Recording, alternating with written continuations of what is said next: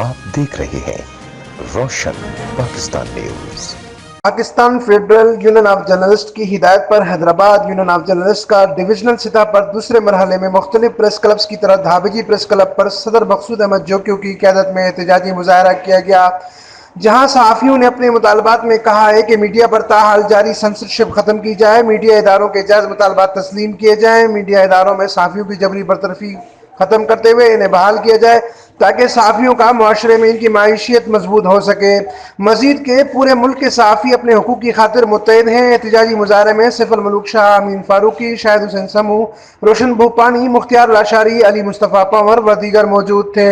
Press club Sindhi सहाफ़ियुनि सां नाजाइज़ूं हमेशह थींदियूं रहियूं आहिनि ऐं सॼे पाकिस्तान जे सहाफ़ियुनि सां जेके वॾा चैनल आहिनि, वॾियूं अख़बारूं आहिनि ऐं वॾा मीडिया जेके ग्रुप आहिनि, उहे सहाफ़ियुनि खे नौकरियुनि मां कढनि पिया।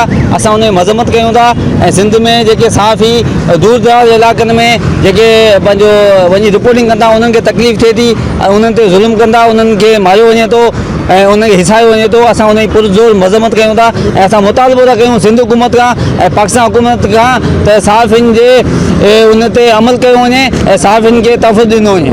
अमीन फारूकी, रोशन पाकिस्तान न्यूज़, ठट्टा सिंध।